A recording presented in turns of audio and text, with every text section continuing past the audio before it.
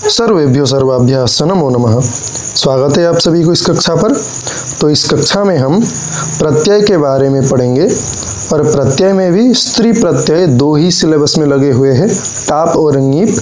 तो दोनों स्त्री प्रत्ययों को अच्छी प्रकार से देखेंगे ताकि इसी कक्षा से संपूर्ण हो जाए। ठीक है। तो पिछले कई भागों में हम लोगों ने शब्द रूप, धातु रूप, समास, छंद इत्यादियों का अध्ययन अच्छी प्रकार से कर लिया है। अगर आपने कक्षाओं को देखा नहीं तो जाकर के चैनल में देख सकते हैं। और कई सारे मॉक टेस्ट के वीडियोस भी है, पुराने प्रश्न पत्रों के वीडियोस भी है, तो जाकर के आप लोग देख सकते हैं। ठीक है। तो चलते हैं इस वीडियो में आगे। तो सबसे पहले दो प्रत्यय स्त्री प्रत्ययों को पढ़ना है, बाकी तद्धित प्रत्यय, कृत प्रत्यय इत्यादि भी पढ़ना है। क्रमशः कक्षाएं आते रहेंगी। तो इस कक्षा में हम केवल स्त्री प्रत्यय, उनमें से टाप और ङीप सिलेबस में लगा हुआ है। ठीक है। तो चलिए टाप प्रत्यय को सबसे पहले देखते हैं। ठीक। तो टाप, इसका प जो है वह हलन्त्यम सूत्र से इत संज्ञा होगा और तस्य लोपः सूत्र से प का लोप हो जाएगा। ठीक है। फिर टा जो है वहां पर चुटु सूत्र से, ठीक है, चुटु सूत्र से क्या होगा, टकार का इत संज्ञा होगा और तस्य लोपः से लोप हो जाएगा और शेष रहेगा आ, केवल आ। ठीक है। तो अजाद्यतस्टाप, अजादि अतः टाप। ठीक है।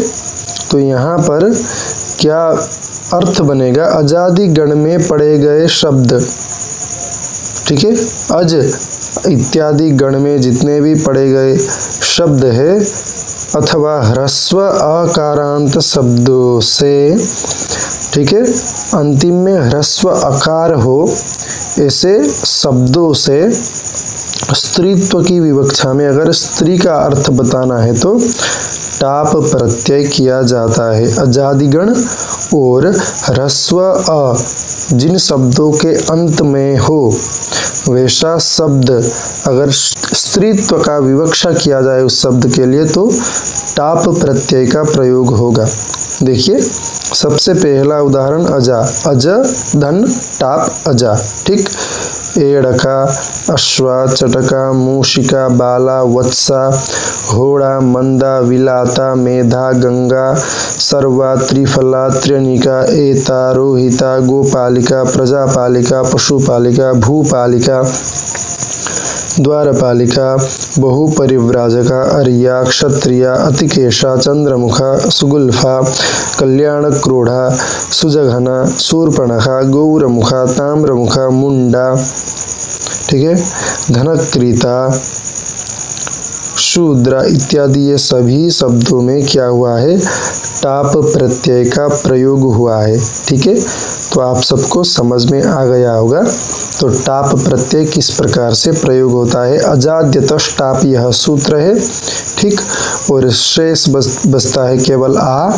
और अजादि गण में और फिर ह्रस्व अकारांत जितने भी शब्द है उन सब के लिए स्त्रीत्व की विवक्षा अगर किया जाए तो वहां पर टाप प्रत्यय का प्रयोग होगा। ठीक है। समझ में नहीं आया तो आप सब फिर से अच्छी प्रकार से एक बार देख लीजिए। तो देखते हैं अगला है ङीप प्रत्यय। ठीक है। तो सबसे पहला ङीप प्रत्यय के लिए सूत्र है उगितश्च। ठीक है।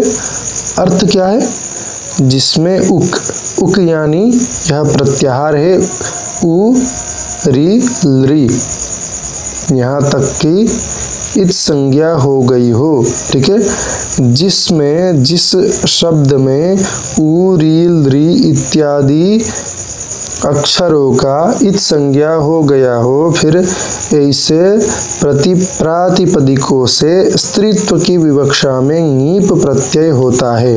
ठीक है। तो यहाँ पर क्या है कि भू धातु, ठीक है, भू धातु से यह शब्द बना है। भू से भवत, भवन, भवती इत्यादि।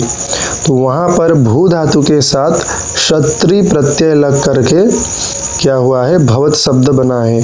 तो क्षत्री में रिकार जो है उसका क्या हुआ है, इत संज्ञा हुआ है ना। इसीलिए यह भवति भवंती इस प्रकार से रूप बनता है, पचंती दीप्यंती इस प्रकार से। ठीक है, तो यहाँ पर भी ङीप प्रत्यय है। टिड्ढाणय द्वय सच दध्नय मात्र तयप ठक ठय कय क्वरपः। इस सूत्र से भी क्या होता है कि ङीप प्रत्यय को किया जाता है। अनुपसर्जन जो टित प्रत्यय है, ठीक है, ढ अण अय द्वय सच दध्नय मात्र तयप ठक ठय कय और क्वरप ये प्रत्यय जिनके अंत में हो, ऐसे प्रधान तथा अदंत प्रातिपदिकों से स्त्रीत्व की विवक्षा में क्या होता है, ङीप प्रत्यय किया जाता है। टित का अर्थ क्या है, तो ऐसा प्रत्यय जिसका टकार इत संज्ञक हो। ठीक है, तो टित, तो उसके उदाहरण है कुरुचरी, नदी, चोरी, देवी, मद्रचरी, स्तनंधई इत्यादि। ठीक है, तो ढ का उदाहरण क्या है, ढ प्रत्यय का सोपर्णेयी। अण प्रत्यय का क्या है, ऐन्द्री कुंभकारी। आय का क्या है, औत्सी। द्वयसच का उरुद्वयसी। फिर दध्नय का उरुदध्नी। मात्रस का उरुमात्री। तयप का पंचतई। ठीक है, ठक का आक्षिकी। ठय का प्रास्थिकी लावणिकी। कय का यादृशी। क्वरप का इत्वरी इत्यादि। ठीक है, तो अगला है, चलिए यह वार्तिक है। नयस नई कह ख्युस तरुण तलुनानाम उपसंख्यानाम। ठीक है, इससे भी ङीप प्रत्यय का विधान होता है। अर्थ क्या है, नए प्रत्ययांत, स्नय प्रत्ययांत, इकक प्रत्ययांत और ख्युन प्रत्ययांत प्रातिपदिकों से तथा तरुण और तलुन प्रातिपदिकों से क्या होता है, स्त्रीत्व की विवक्षा में ङीप प्रत्यय किया जाता है। तो नए प्रत्ययांत में स्त्रीणी, स्नय में पौंसनी, ईकक में शाक्तिकी, याष्टिकी, ख्युन में आढ्यंकरणी, तरुण में तरुणी, तलुन में तलुनी इत्यादि। ठीक है, तो ययश्च इस सूत्र से भी ङीप प्रत्यय होता है। यह प्रत्ययांत प्रातिपदिक से ङीप प्रत्यय होता है स्त्रीत्व की विवक्षा में।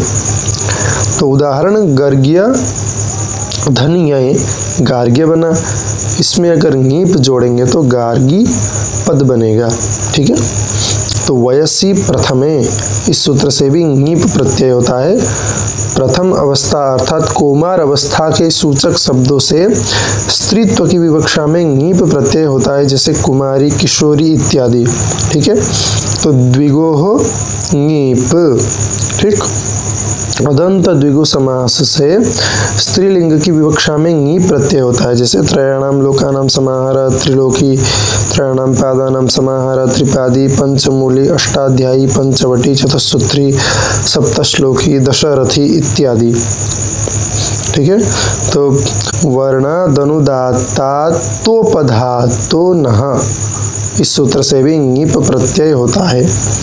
वर्णवाची जो अनुदात्तांत, तकारोपध, तदंत, अनुपसर्जन प्रातिपदिक से स्त्रीत्व की विवक्षा में ङीप प्रत्यय तथा तकार को नकारादेश विकल्प से होता है। ङीप होने के पक्ष में नकारादेश होता है, अन्यथा नहीं होता। अगर ङीप होता है तो फिर नकारादेश होता है, नकार का आदेश होता है, अन्यथा नहीं होता। यहाँ वर्ण शब्द सफेद, लाल, पीला आदि रंगों का वाचक है। ठीक है ना, तो एनी, रोहिणी, श्येनी, हरिणी इत्यादि इसके उदाहरण बनते हैं। ठीक है, तो ङीप प्रत्यय यहीं पर समाप्त होता है। अगर आप सब केवल उदाहरण को भी याद कर लेंगे तो काम चल जाएगा। ठीक है, तो यह कक्षा यहीं पर समाप्त होती है। मिलते हैं अगली कक्षा में, तब तक के लिए धन्यवाद। नमो नमः। सर्वेभ्यो सर्वाभ्याश्च नमो नमः। स्वागत है आप सभी को इस कक्षा पर। तो इस कक्षा में हम तद्धित प्रत्यय के बारे में पढ़ने वाले हैं। हमारा जो प्रत्यय का सीरीज चल रहा है, प्रत्यय की कक्षा का सीरीज चल रहा है, उसमें हमने स्त्री प्रत्यय को पढ़ लिया है। इस कक्षा में हम तद्धित को पढ़ेंगे और अगली कक्षा में कृत प्रत्यय को पढ़ेंगे। तब प्रत्यय का पूरा जो सिलेबस है वह खत्म हो जाएगा। अभी तक शब्द रूप, धातु रूप, समास, छंद, फिर संधि इत्यादि कई सारे विषयों में अनेक कक्षाएं मैंने लिया हुआ है, तो आप सब जाकर के चैनल में देख सकते हैं और मैं कमेंट में और डिस्क्रिप्शन में प्लेलिस्ट पूरा दे दूंगा। फिर अन्य व्हाट्सएप चैनल और टेलीग्राम चैनल भी दे दूंगा, तो आप सब वहां पर जुड़ सकते हैं, PDF वगैरह वहां पर प्राप्त कर सकते हैं, ठीक है। और मैं निरंतर निःशुल्क कक्षाएं आप लोगों के लिए लेकर के आ रहा हूं, इसीलिए आप लोग अपने दोस्तों के साथ शेयर कीजिए, कमेंट कीजिए, ठीक है। और थोड़ा बहुत सब्सक्राइब कर कीजिए, क्योंकि आप लोग देखते हैं लेकिन सब्सक्राइब नहीं करते, ठीक है। तो कक्षा में आगे बढ़ते हैं। अब विषय में जाते हैं कि तद्धित प्रत्यय, ठीक है। तो कृत प्रत्यय लगता है धातु के पीछे। कृत क्रिया करने वाला चीज, तो उससे हम पता कर सकते हैं कि धातु यानी क्रिया। तो धातु के पीछे अगर कोई प्रत्यय लगेगा तो उसे कृत प्रत्यय कहेंगे, ठीक है। और तद्धित प्रत्यय जो है वह नाम शब्द यानी संज्ञा शब्द इत्यादि के पीछे अगर लगेगा तो उसे तद्धित प्रत्यय कहेंगे, ठीक। और स्त्री प्रत्यय तो आप लोगों ने पढ़ ही लिया है, तो इस कक्षा में हम तद्धित प्रत्यय को अच्छी प्रकार से देखने वाले हैं।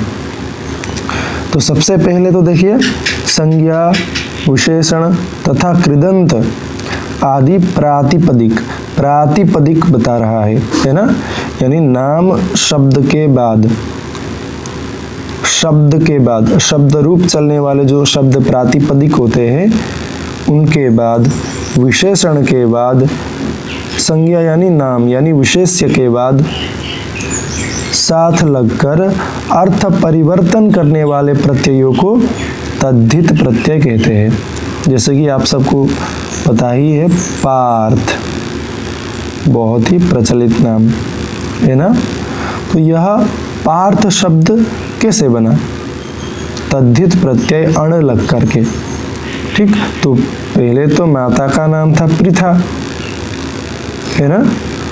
तो पृथा शब्द में अण प्रत्यय लगा, तद्धित प्रत्यय, और यह पार्थ रूप बन गया, है ना। अर्थ का थोड़ा बहुत परिवर्तन कर लिया। पृथायाः अपत्यम पुमान् यानी पृथा का पुत्र पार्थ यानी अर्जुन। तो इस प्रकार से, ठीक है। तो तद्धित प्रत्ययांत शब्दों में कारक विभक्तियां लगती है, ठीक है। जैसे सुप विभक्ति इत्यादि, वह तद्धित प्रत्ययांत शब्दों में भी लगती है ना, ठीक है। तो चलिए, विभिन्न अर्थों में प्रयुक्त होने वाले तद्धित प्रत्यय अनेक है, बहुत सारे तद्धित प्रत्यय मिलते हैं, लेकिन यहाँ पर मैंने कुछ प्रमुख जो सिलेबस में लगे हुए हैं वह तद्धित प्रत्ययों को यहाँ पर रखा हुआ है, ठीक है। चलिए, तो सबसे पहले देखते हैं मतुप प्रत्यय। मत शेष बचता है ना। प का हलंत्यम से इत संज्ञा तस्य लोपः से लोप, फिर उकार का उपदेश से अच अनुनासिक, इत से इत संज्ञा, फिर तस्य लोपः से लोप, तो गायब हो गए प और उ, बचे मत। तो मत यानी वाला, इसके पास है, बुद्धि वाला, शक्ति वाला, इस अर्थ में मतुप प्रत्यय का प्रयोग होता है, ठीक है। स्वरांत शब्दों से मतुप प्रत्यय का योग किया जाता है। स्वरांत शब्द याद रखिएगा अच्छी प्रकार से कि स्वरांत, स्वर अंत, जिस शब्द के अंत में स्वर हो यानी अच वर्ण हो। अच वर्ण क्या है? अ, ई, उण, रील, रिक, ए, ओंग, ऐ, औच। देखिए वहां पर सिर्फ स्वर वर्ण आए हैं, अच वर्ण कहते हैं, और किसी शब्द के अंतिम में स्वर वर्ण आए तो उसे स्वरांत कहते हैं। जैसे शक्ति में इकार है, स्वर वर्ण है ना अंतिम में, तो इसीलिए स्वरांत कहा गया शक्ति को। श्री देखिए, धी देखिए, बुद्धि देखिए, सभी में अंत में स्वर वर्ण है, तो उसे स्वरांत वर्ण या फिर स्वरांत शब्द कहा गया है। ठीक, तो इस प्रकार से मतुप प्रत्यय का योग किया जाता है स्वरांत शब्दों में, और मतुप का उप जो है प और उ उप लोप हो करके केवल मत जुड़ता है, केवल मत शेष रहता है ना। तो अब देखते हैं कि क्या है शक्ति। शक्ति में जब मतुप लगेगा तब उप प और उ तो गायब हो गया, लोप हो गया, फिर रहा केवल शक्ति और मत। तो शक्ति और मत लग करके शक्तिमत, इस प्रकार से रूप बनता है नपुंसक लिंग में, और पुंगलिंग में शक्तिमान, इस प्रकार से रूप बनता है। ठीक है, तो शक्ति वाला, श्री और मतुप श्रीमत, श्रीमान, श्री वाला, धीमतुप धीमत, धीमान, बुद्धि वाला, बुद्धिमतुप बुद्धिमत, बुद्धिमान, बुद्धि वाला, मधुमतुप मधुमत, मधुमान, मधु वाला। ठीक, फिर इक्षुमतुप इक्षुमत, इक्षुमान, गन्ने वाला, कीर्तिमतुप कीर्तिमत, कीर्तिमान, कीर्ति वाला, इस प्रकार से। तो इस प्रकार से मतुप प्रत्यय आप सबको देखने को मिला। याद रखिएगा मतुप प्रत्यय को अच्छी प्रकार से। ठीक है, तो अब हम इन प्रत्यय को देखेंगे जो कि सिलेबस में लगा हुआ है। इसका अर्थ भी वाला है ना, वाला बताया गया। तो अब युक्त यानी उससे युक्त, उसके वाला, रथ वाला, रथ से युक्त, इस प्रकार के अर्थ वहां पर बनते हैं। तो अकारांत शब्दों से इन्हीं प्रत्यय योग किया जाता है, केवल अकारांत शब्दों से। वहां पर देखिए स्वरांत था, जो भी स्वर हो उसके बाद मतुप लगा सकते थे, लेकिन यहाँ केवल अकारांत, स्वरांत में भी केवल अकार जिसके अंत में है उससे ही सिर्फ और सिर्फ इन्हीं प्रत्यय लग सकता है। ठीक है, चलिए, तो रथ में इन्हीं लग करके रथिन यानी रथी, रथ वाला, रथ से युक्त, ऐसा अर्थ। दंड इन्हीं, दंडिन, दंडी, दंड वाला, दंड से युक्त, यह बन सकता है प्रश्न, क्योंकि दंडी एक साहित्य के आचार्य भी है। ठीक है, बल इन्हीं, बलिन, बली, बल वाला, बल से युक्त। गुण इन्हीं, गुणिन, गुणी, गुण वाला या गुण से युक्त। धन इन्हीं, धनिन, धनी, धन वाला, धन से युक्त, इत्यादि अर्थ यहाँ पर बने। ठीक है, तो वाक्यों में कुछ इन्हीं प्रत्ययों का उदाहरण यहाँ पर दिया गया, देखते हैं वो। वाक्यों में इन्हीं प्रत्यय युक्त शब्दों का आवश्यकता अनुसार शब्द रूप बनाकर प्रयोग किया जाता है। तो यहाँ पर भी सुप इत्यादि विभक्ति लगते हैं इन्हीं प्रत्यय लगने के बाद भी। ठीक है, तो देखिए, गुणीजन, गुणीजनः शोभते, प्रथमा एक वचन में गुणी प्रयोग हुआ। गुणिनः सर्वत्र प्रयुज्यन्ते, प्रथमा बहुवचन में प्रयोग हुआ। धनिनः अद्यत्वे अधिकम धनम लब्धुम यतन्ते, प्रथमा की बहुवचन में धनी शब्द का प्रयोग हुआ। बलिना पुरुषेण सर्वत्र बलस्य एव प्रयोगः क्रियते, तो यहाँ पर तृतीया एक वचन में बलि शब्द का प्रयोग हुआ है ना। तो समझ में आया आप सबको? ठीक है, तो देखते हैं अगला प्रत्यय जो कि ठक प्रत्यय है, आपके सिलेबस में लगा हुआ, जिसे इक प्रत्यय भी कभी कभी कहा जाता है। तो क्यों कहा जाता है? शब्दों से भाव अर्थ में ठक प्रत्यय का विधान किया जाता है। ठक का इक होता है, यानी ठक जो प्रत्यय है उसका परिवर्तन होकर के इक बन जाता है, तथा शब्द के आदि स्वर की वृद्धि हो जाती है। आदि में जो स्वर है उसकी वृद्धि हो जाती है, और क्या होता है कि ठक का इक बन जाता है। जैसे उदाहरण वाच ठक, तो ठक का इक होकर के वाच का वाचिक बन गया है ना। तो इस प्रकार से ठक प्रत्यय चलता है। तो अन्य देखते हैं ठक प्रत्यय के उदाहरण। शरीर ठक शारीरिक, धर्म ठक धार्मिक, कर्म ठक कार्मिक, नगर ठक नागरिक, भूत ठक भौतिक, अध्यात्म ठक आध्यात्मिक इत्यादि। तो आप सबसे पूछा जा सकता है ठक प्रत्यय किस प्रकार से चलाया जाता है, और फिर किसी शब्द देकर, कोई शब्द देकर, शारीरिक धार्मिक इत्यादि शब्द देकर यहाँ पर कौन सा प्रत्यय है ऐसा पूछा जा सकता है ना। तो देखिए त्वा तल प्रत्यय भी आपके सिलेबस में लगा हुआ है। तो भाववाचक संज्ञा बनाने के लिए, नाम बनाने के लिए भाववाचक, तो शब्दों से त्वा और तल, तल का ता बन जाता है, त्वा और तल प्रत्ययों का योग किया जाता है ना। तो देखिए मूर्ख धनत है ना, मूर्ख दंत मूर्खत्वम, विद्वस् धंत्वा विद्वत्वम, मूर्ख धंत तल मूर्खता, विद्वस् धंतल विद्वत्ता, इस प्रकार से। चलिए कुछ उदाहरण देखते हैं कि महत् धंत्वा महत्वम, पवित्र धंत्वा पवित्रत्वम, पशुत्व पशुत्वम, गुरुत्व गुरुत्वम, लघुत्व लघुत्वम, मित्रत्व मित्रत्वम इत्यादि।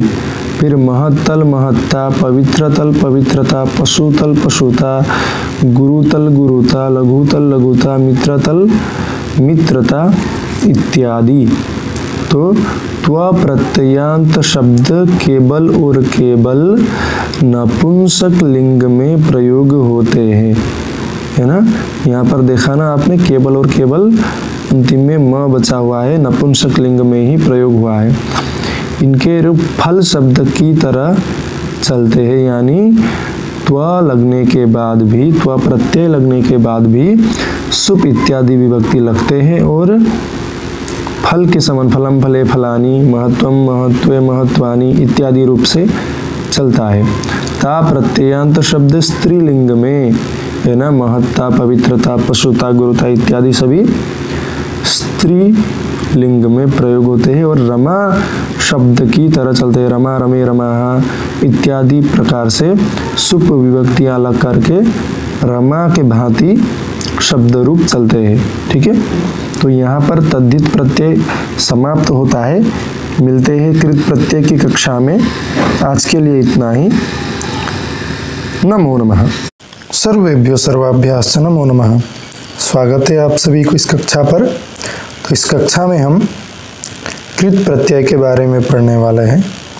तो पिछली कई कक्षाओं में प्रत्ययों का जो क्रम चल रहा है उसमें स्त्री प्रत्यय, फिर उसके बाद तद्धित प्रत्ययों के बारे में अच्छी प्रकार से चर्चा किया गया है, अध्ययन किया गया है। अगर आपने देखा नहीं तो जा कर के चैनल में देख लीजिए, मैं डिस्क्रिप्शन में उसका प्लेलिस्ट का लिंक दे देता हूँ। ठीक है, तो सीधा आगे बढ़ते हैं कि कृत प्रत्यय, जिन प्रत्ययों को धातुओं में जोड़कर संज्ञा विशेषण अव्यय आदि पद बनाए जाते हैं उन्हें क्या कहते हैं? कृत प्रत्यय। यानी कृत प्रत्यय धातुओं में जोड़े जाते हैं। ठीक है, धातुओं में जो प्रत्यय लगेंगे वह कृत प्रत्यय, ऐसा जानना है। अव्यय बनाने के लिए धातुओं में त्वा ल्यप तुमुन का प्रयोग किया जाता है। ठीक है, त्वा ल्यप और तुमुन अगर प्रत्यय जोड़ेंगे धातुओं में तो वह अव्यय बनेगा, यानी उसमें विभक्ति नहीं लगेगा। ठीक है, तो धातु से विशेषण बनाने के लिए क्षत्रि, शानच, तब्यत, अनियर, यत आदि प्रत्ययों का योग किया जाता है। विशेषण में विभक्ति लगता है। ठीक है, फिर भूतकाली क्रिया के प्रयोग के लिए, अतीत के लिए त तवतु का प्रयोग किया जाता है।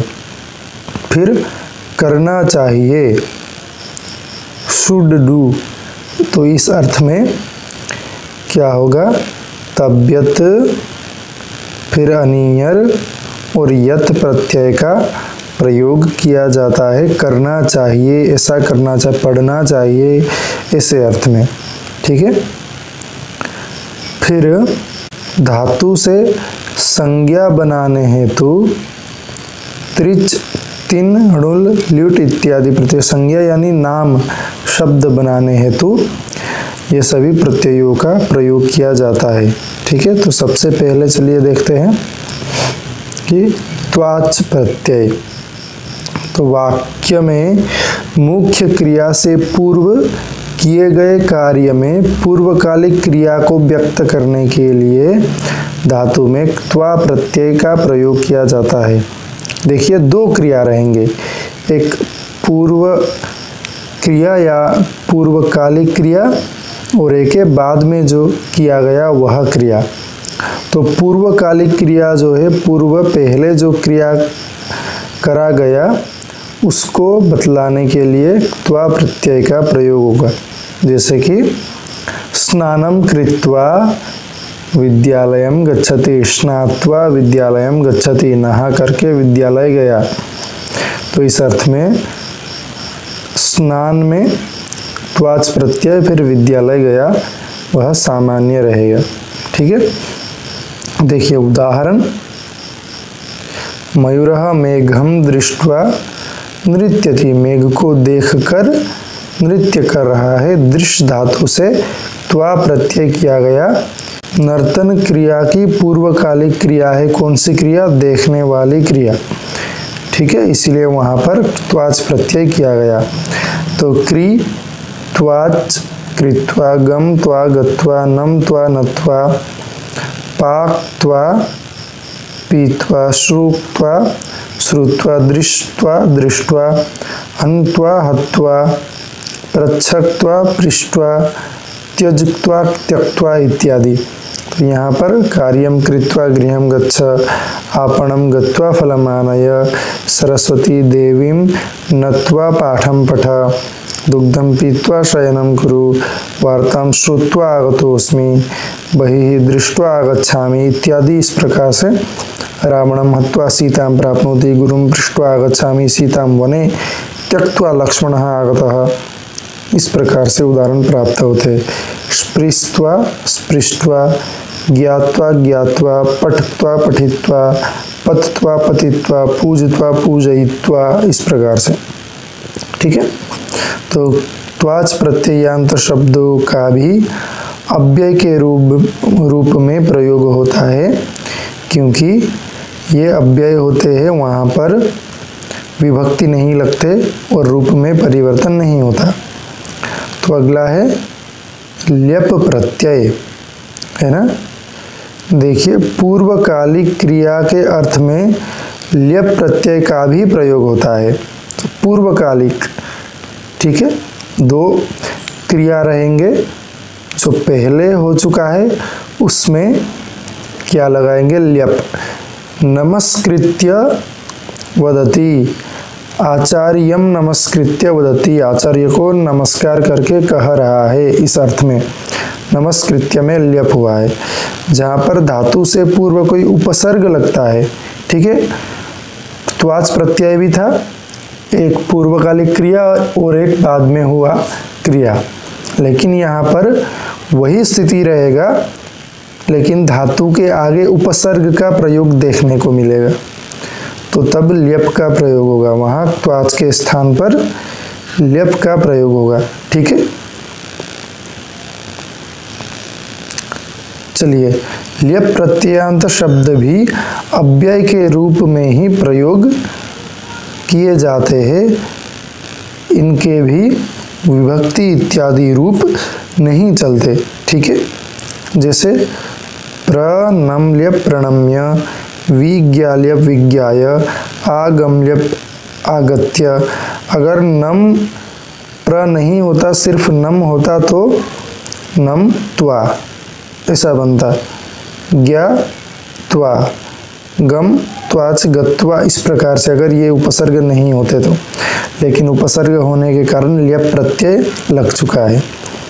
आदाल्यप आदाय, विस्मृल्यप विस्मृत्य, विजील्यप विजित्य, उत्डील्यप उड्डीय, आनील्यप आनीय, उपक्रील्यप उपकृत्य, प्राप्ल्यप प्राप्य, प्रदाल्यप प्रदाय, संस्पृश्यप संस्पृश्य, उत्तीर्यप उत्तीर्य इत्यादि उदाहरण मिलते हैं। ठीक है, तो अगला है तुमुन प्रत्यय। तुमुन का तुम शेष बचता है जो कि निमित्तार्थक के लिए, इसके लिए, उसके लिए, ऐसा करने के लिए, खाने के लिए, जाने के लिए, इस अर्थ में, क्रिया को करने के लिए, इस अर्थ में धातु के साथ तुमुन प्रत्यय लगता है। तो जब दो क्रिया पदों का कर्ता एक होता है तथा एक क्रिया दूसरी क्रिया का प्रयोजन या निमित्त होता है, यहाँ पर दो क्रिया रहेंगे, यहाँ पूर्वकालिक उत्तरकालिक ऐसा नहीं, दो क्रिया में एक क्रिया प्रयोजन या निमित्त क्रिया होता है। ठीक है, अध्ययनम कर्तुम विद्यालयम गतवान। ठीक है, अध्ययन के लिए प्रयोजन निमित्त, तो निमित्तार्थक क्रियापद में तुमुन प्रत्यय का प्रयोग होता है। ठीक है, जैसे पठितुम, पढ़ने के लिए जाता है, तो निमित्त है पढ़ना, तो पढ़ने के लिए, इसलिए पठ धातु में तुमुन प्रत्यय लग करके पठितुम, ऐसा अर्थ बना। सुरेशः पठितुम विद्यालयम गच्छति। ठीक है, पढ़ना और जाना दो क्रिया है, यहाँ पर निमित्त क्या है, पढ़ना क्रिया, प्रयोजन है, निमित्त है, इसीलिए सुरेश विद्यालय जाता है, तो इसलिए पठ में तुमुन प्रत्यय लग करके पठितुम ऐसा बना।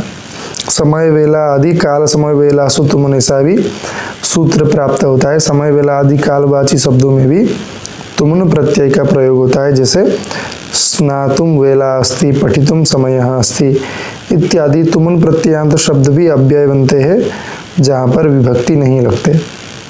ठीक है, गम तुमुन गंतुम, हन तुमुन हंतुम, पा तुमुन पातुम, स्ना तुमुन स्नातुम, दा तुमुन दातुम, पृच्छ तुमुन प्रष्टुम, दृश तुमुन द्रष्टुम, हस तुमुन हसीतुम इत्यादि उदाहरण मिलते हैं। ठीक है, चलिए फिर अगला है खाद तुमुन खादितुम, क्रीड तुमुन क्रीडितुम, भाष तुमुन भाषितुम, जीव तुमुन जीवितुम, कथ तुमुन कथयितुम इत्यादि। ठीक है, चलिए फिर यहाँ पर कई सारे उदाहरण दिए गए हैं कि अहम पठितुम शक्नोमि, अहम पठितुम इच्छामि, बालकः तर्तुं शक्नोति, सा गातुं शक्नोति, त्वं किं कर्तुं शक्नोषि, ते चलितुं न शक्नुवन्ति, वयं धावितुं न शक्नुमः इत्यादि प्रकार से कई सारे यहाँ पर उदाहरण प्राप्त होते हैं। ठीक है, तो चलिए क्षत्रि शानच प्रत्यय। लटः क्षत्रि शानचाव प्रथमा समानाधिकरण, इस प्रकार से सूत्र मिलता है। तो एक कार्य को करते हुए जब साथ साथ ही अन्य कार्य भी किया जा रहा हो, तो करता हुआ, चलता हुआ, पढ़ता हुआ, ऐसा अर्थ में कॉन्टिन्यूअस अगर चल रहा है, वह चलता हुआ पढ़ रहा है, चलन पठति, इस प्रकार से चलन में क्षत्रि का प्रयोग हुआ। ठीक है, चलमानः पठति, इस प्रकार से क्षत्रि और शानच का प्रयोग होता है। परस्मैपदी में क्षत्रि प्रत्यय और आत्मने धातुओं में, आत्मनेपदी धातुओं में शानच प्रत्यय का प्रयोग किया जाता है। तो क्षत्रि का श और री लोप होकर के अत जुड़ता है और शानच का श और च लोप होकर के आन। ठीक है, आन के पहले म का आगम होकर के मान बन जाता है। ठीक है, मान जुड़ता है, यह भेद आप सबको याद रखना है। फिर पठ क्षत्रि पठन पठंती पठती, यह तीनों लिंगों में चलेगा, फिर विभक्ति भी सभी लगेंगे। लिख क्षत्रि लिखन लिखंती लिखत, हस क्षत्रि हसन हसंती हसत, सेव शानच सेवमानः सेवमाना सेवमानम, मुद शानच मोदमानः मोदमाना मोदमानम, वृत्त शानच वर्तमानः वर्तमाना वर्तमानम, ऐसे चलता है। ठीक है, तो पिता गच्छन्तं पुत्रं भोजनाय कथयति, गच्छन्तम पुत्रम, तो यह द्वितीय विभक्ति में प्रयोग हुआ है गम क्षत्रि का। ठीक है, चलिए तो यहाँ पर भी कई सारे उदाहरण दिए गए, ये सब आप सब याद कीजिए, देखिए। फिर गम क्षत्रि, गच्छदृक्षत्रि, पश्यद्दा क्षत्रि, ददत् पा क्षत्रि, पिबत भू क्षत्रि, भवत पच क्षत्रि, पचत प्रच्छ क्षत्रि, पृच्छत नी क्षत्रि, नयत। इस प्रकार से यहाँ उदाहरण दिया गया है। यह सभी आप सब अच्छे से देखिए क्योंकि कक्षा बहुत लंबी बन जाएगी। ठीक है, चलिए अगला क्या है, शानच में उदाहरण। यज शानच यजमान, लब शानच लवमान, सह शानच सहमान, जन शानच जायमान, शी शानच शयान, वद शानच वर्धमान। आप सब ये भी उदाहरण देख लीजिए। ठीक है, फिर अगला है त प्रत्यय। त भूतकाल क्रिया में प्रयोग होता है त तवतु। ठीक है, चलिए यहाँ पर उदाहरण कुछ मिलेंगे। गम त गतः, क्रिक त कृतः, पात पितः, श्रुक्त श्रुतः इत्यादि तीनों लिंगों में सभी विभक्ति में रूप चलेंगे। आप सब उदाहरण सभी देखिए। फिर तवतु में गम तवतु गतवान, क्रिक तवतु कृतवान, पाक तवतु पीतवान, शुक तवतु श्रुतवान इत्यादि। फिर ये भी सभी उदाहरण है, अच्छी प्रकार से आप सब देखिए। ठीक है, चलिए यह यहीं पर समाप्त करके आगे बढ़ते हैं। आप सब ये उदाहरण वगैरह सभी लिख करके याद कीजिएगा।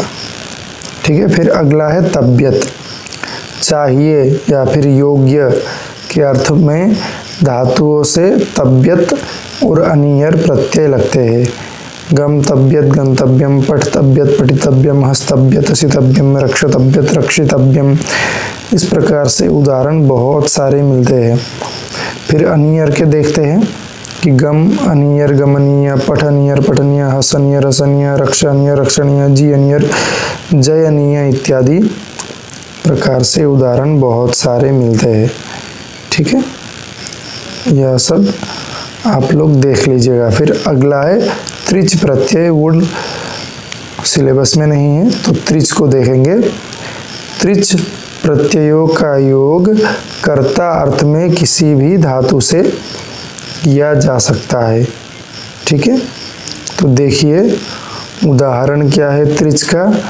हन त्रिच, हंत्री, तो हंता इस प्रकार से बनता है। जी त्रिच, जेत्री, जेता, श्रुत्रिच, श्रोत्री, श्रोता, नीत्रिच, नेत्री, नेता, दात्रिच, दात्री, दाता, कृत्रिच, कर्त्री, कर्त्रा, कर्ता, कथत्रिच, कथयित्री, कथयिता, वचत्रिच, वक्त्री, वक्त्रा। इस प्रकार से रूप चलते हैं। ठीक है, तो यह कक्षा यहीं पर समाप्त होती है। मिलते हैं अगली कक्षा में, तब तक के लिए धन्यवाद। नमो नमः।